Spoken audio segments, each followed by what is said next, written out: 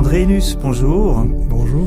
Alors, vous êtes ingénieur de formation, juge consulaire au tribunal de l'entreprise de Bruxelles. Vous êtes membre aussi de l'APM, une association internationale de dirigeants d'entreprise, mais vous êtes aussi et surtout manager de transition.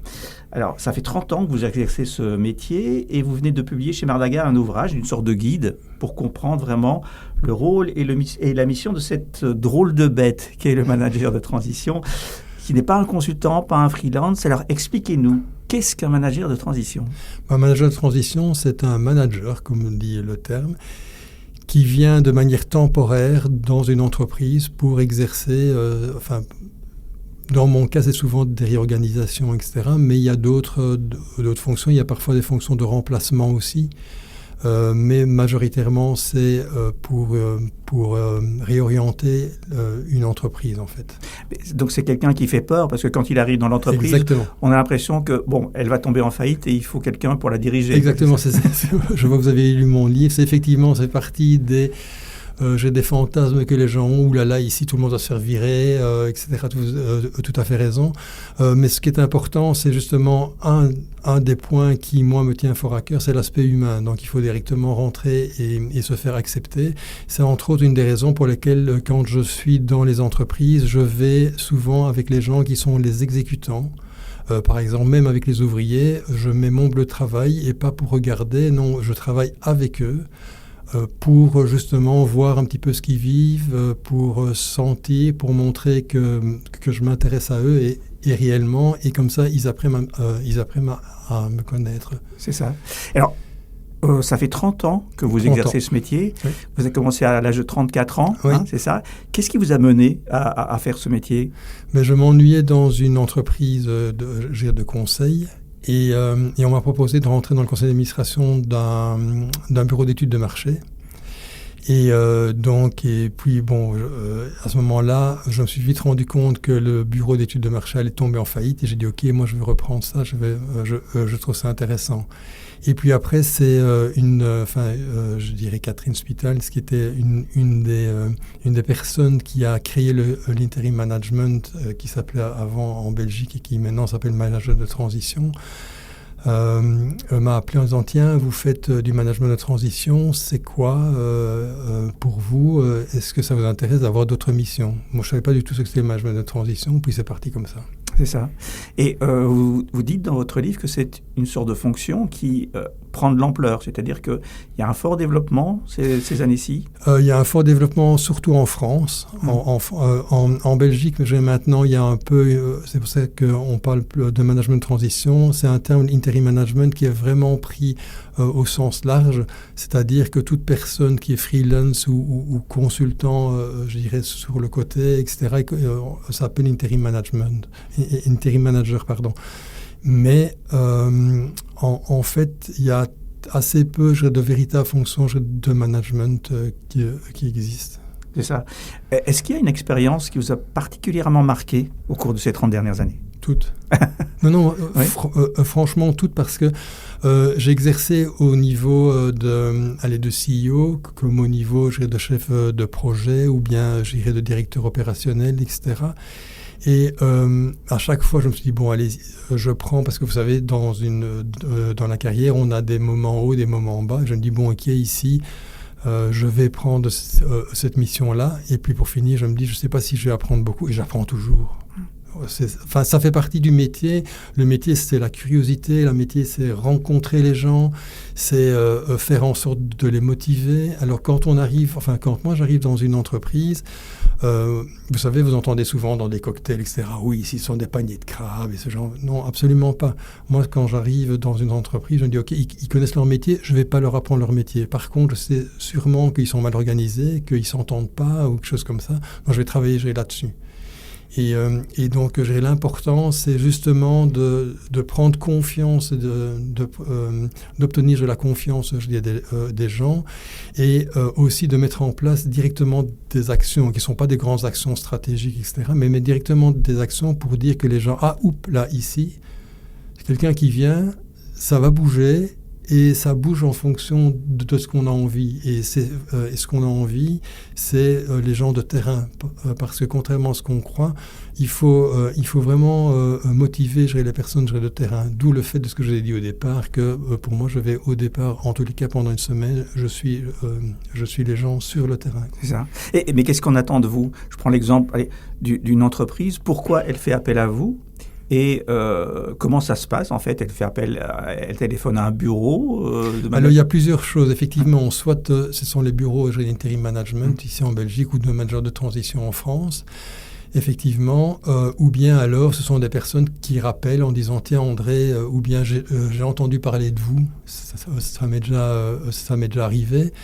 Mais la grosse difficulté du métier, c'est que effectivement, comme on travaille avec les personnes, donc c'est pas comme un consultant qui lui peut dire ok moi je suis expert ceci, bon j'ai peut-être beaucoup de boulot, je ferai ça le week-end. Non, nous autres on doit être avec les personnes.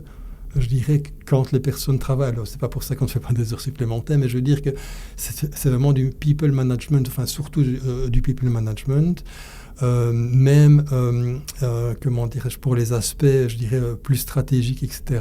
En tout cas, moi je travaille toujours avec mon comité de direction, etc. Donc je suis pas celui qui va venir en disant écoutez maintenant moi je sais vous n'avez qu'à suivre. Non, on construit ensemble les choses.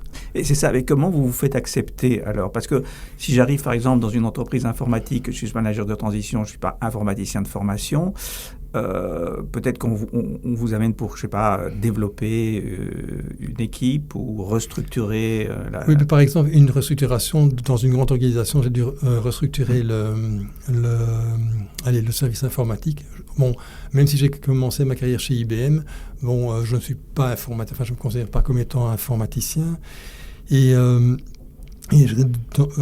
ce cadre-là, ce qui est vraiment important, c'est de montrer aux gens que, premièrement, on les comprend, et deuxièmement, on fait la synthèse et qu'on fait en sorte que les choses bougent. Et l'important, ce n'est pas de savoir, enfin moi j'ai dit, ça m'arrive tout le temps, je m'en fous qu'on prenne la solution A ou la solution B, pourvu qu'on ait une solution à telle date. Vous voyez, si je prends un exemple, est-ce qu'il vaut mieux travailler enfin, je n'ai pas fait de polémique au niveau des médias, mais si je prends un bête exemple, ah oui, moi je préfère l'iOS ou bien, enfin donc Apple ou bien Samsung, Android. Moi, je m'en fous complètement. Moi, ce qu'il faut, c'est que l'utilisateur final, que ce soit le client ou bien les personnes en interne, ils aient un téléphone qui leur rende service. C'est ça, oui. C'est le résultat final qui compte. Le résultat final. Oui. Et donc, moi, je ne veux pas rentrer dans les querelles de clocher. La seule chose, c'est que bon, je mets une certaine pression. C'est ce qu'on me dit toujours. C'est arrivé souvent qu'on me dise bon, écoute, au départ, tu étais un peu, enfin, je ne vais pas dire ici, mais un peu pushy.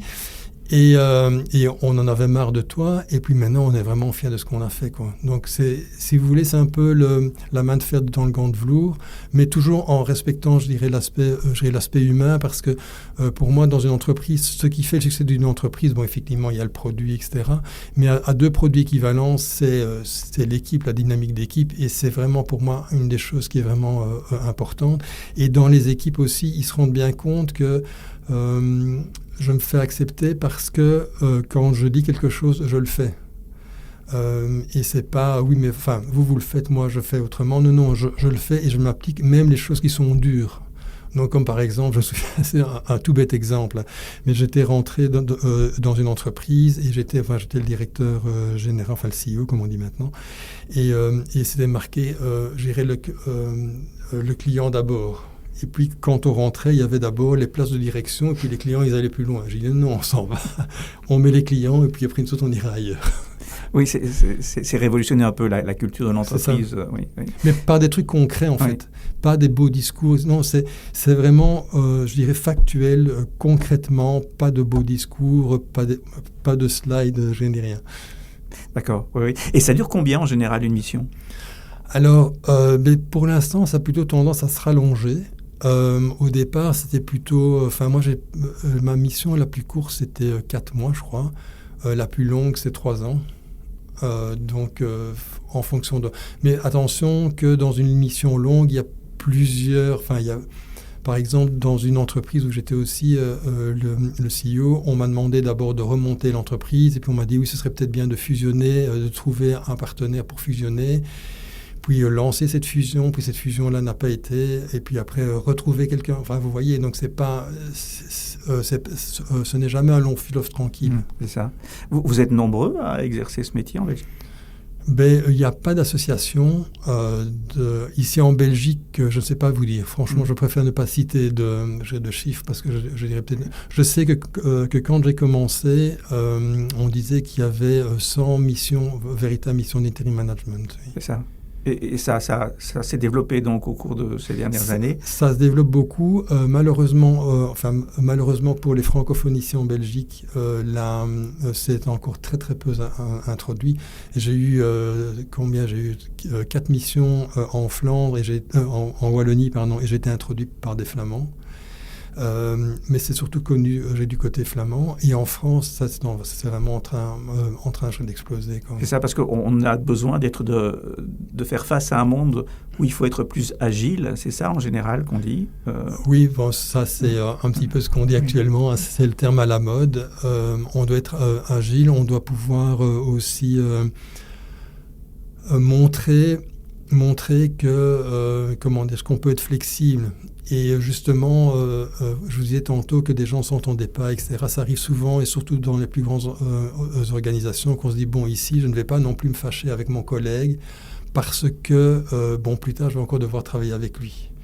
Et donc, souvent, le manager de transition est là aussi parce qu'il est libre, il ne va pas faire de carrière dans l'entreprise. Et donc, il est là pour mettre un petit peu les problèmes sur la table pour qu'on puisse les résoudre. Et donc, après, quand il part, les gens qui vont continuer à travailler, ce n'était pas eux, même si effectivement ça a été insufflé, mais ce n'était pas eux qui se sont affrontés, c'était le manager de transition. C'est ça. Et vous dites, justement, vous n'êtes pas là pour faire carrière. Non. Et donc, qu'est-ce qui vous motive de faire ce métier ? Mais la curiosité, j'aime bien, je suis un grand généraliste et pas quelqu'un qui détaille, enfin qui aime bien aller dans le détail. Et c'est pas que c'est mieux que l'autre. Bon, chaque personne et tous les profils sont nécessaires dans l'entreprise, jusque la femme d'ouvrage. Donc c'est simplement j'ai mon profil qui avait envie de ça. Alors c'est vrai que c'est très rare d'avoir 30 ans d'expérience. Parce que les gens, pour finir, se disent bon, ok, ça va tout de même risqué, il y a tout de même l'intermission, donc les moments où on ne gagne rien, parce que bon, on est indépendant, enfin on travaille via une société de management en fonction des risques, etc. Je l'explique un petit peu dans mon livre, mais ce qui est important, c'est vraiment de pouvoir, comment dirais-je, être à fond dedans et de s'éclater dans son boulot. Et beaucoup se disent, bon, et d'autant plus que maintenant on vend beaucoup de la sécurité, etc., mais ce n'est pas un métier sécure. Parce qu'il se peut très bien, bon, maintenant avec les événements qui se passent, avec les taxes douanières, etc., on risque d'aller vers une récession, donc les sociétés vont se racrapoter, vont rester sur leur personnel, et donc il y aura beaucoup moins de missions. Donc ça veut dire qu'il y a un risque plus important d'intermission et d'être sans travail. Et c'est aussi embêtant parce que les gens qui aiment bien ça, ils ont besoin de bouger et rester chez soi, même essayer d'avoir des contacts, c'est pas l'ADN, quoi. C'est ça. Vous êtes aussi juge consulaire au tribunal de l'entreprise de Bruxelles depuis 7-8 ans. Oui. Quelle est l'interaction finalement entre ces deux activités ? Mais l'interaction, c'est, je vous ai dit que j'étais curieux, et c'est d'être au courant de comment ça se passe. C'est pour ça aussi que j'ai été, vous ne l'avez pas mentionné, c'est pas reproche, mais j'ai été pendant 12 ans au niveau du réseau Entreprendre. Donc, réseau Entreprendre, c'est un réseau qui permet aux jeunes entrepreneurs qui sont déjà en activité d'avoir un parrain et qui les aide à ne pas tomber dans certains pièges. Et donc, c'était exactement la même chose. Moi, j'ai appris énormément aussi de leur façon de réagir. Comment est-ce que les jeunes, ou bien peut-être moins jeunes, parce que j'ai aussi des entreprises avec des moins jeunes, mais à quels problèmes ils sont confrontés. C'est pour ça que pour moi c'est très important aussi de passer dans des grandes et des petites entreprises, parce que les problématiques sont différentes. Quand vous êtes dans une grande entreprise, on a un problème avec un PC, on va trouver le spécialiste ou le helpdesk. Quand on est dans une PME, on se débrouille tout seul, quoi. Enfin, vous voyez, c'est ce genre de choses-là. Et donc, en tant que juge consulaire, est-ce qu'il y a vous voyez un changement déjà dans la vie des entreprises et votre expérience de manager de transition vous apporte des éléments, des outils pour régler les problèmes dans la médiation, genre de choses. Oui, mais c'est ça. Alors, par rapport à ça, parce que moi je suis juge consulaire, donc d'un côté le juge consulaire, il y a deux choses, c'est qu'il participe donc au jugement lors des différentes audiences, et puis il s'occupe aussi de régler, de surveiller les curateurs de faillite. Ça, c'est une chose. Et moi, je fais encore un truc un peu spécial, puisque au tribunal de l'entreprise, on a fait depuis 5 ans maintenant la chambre des règlements à l'amiable. Et comme j'avais fait une formation en médiation, j'étais certifié d'ailleurs à ce moment-là. Enfin, la certification, ça ne sert à rien, partout. Hein, ça, c'est dit. Mais donc, j'étais là et donc, ça permet aussi de voir quels sont les problèmes auxquels les gens sont confrontés.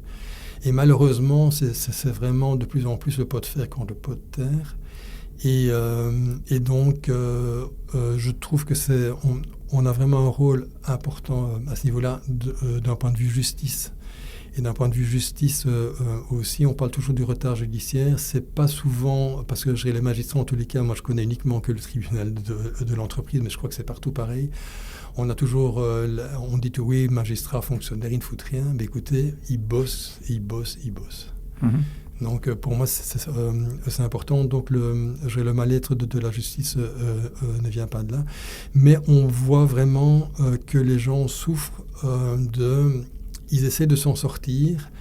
Et malheureusement, ceux qui essaient de s'en sortir, il n'y a personne pour les aider. Ceux qui veulent vraiment s'en sortir, si vous si vous n'êtes pas dans ces dynamiques-là, alors il y a d'autres choses. Mais c'est ça qui est important, je trouve, et c'est la raison pour laquelle je me suis, quand on m'a demandé si j'étais intéressé, c'est la raison pour laquelle je me suis mis là-dedans. C'est ça. Ça fait partie de mon profil aussi, hein, donc je ne dis pas que c'est... voilà. D'accord. Et donc, après 30 ans, est-ce que vous accompagnez des jeunes qui voudraient faire votre métier Non, ce sera avec un grand plaisir. Oui, il y en a de temps en temps. Non, c'est pas vrai ce que je dis. C'est vrai qu'il y a des personnes qui ont perdu leur boulot et alors qui me demandent mais voilà comment est-ce que je dois faire, etc. C'est d'ailleurs la raison pour laquelle j'ai fait un chapitre dans mon livre, je dirais là-dessus, parce qu'il faut se poser des questions. Ce n'est pas anodin. Parce que, alors certains évidemment trouvent en disant ok, moi je vais prendre une fonction de manager de transition et je vais espérer rentrer dans l'entreprise. C'est très bien, je n'ai aucun jugement par rapport à ça, mais ce n'est pas une carrière de management de transition, quoi. D'accord. Écoutez, en tout cas, merci d'avoir présenté ce métier que, à mon avis, beaucoup ne connaissaient pas. Et je vous rappelle le titre de votre ouvrage, Manager de transition, les super-héros de l'entreprise. Tiens, oui, super-héros. Pourquoi ? Pour dire vrai, c'est mon éditeur qui m'a dit, en fin de compte, quand je vois ce que tu fais, etc., on va mettre ça. En tout cas, c'est bien trouvé. C'est édité chez Bardaga. Oui. Et bonne journée. Merci également. Encore, André Henus. Merci beaucoup.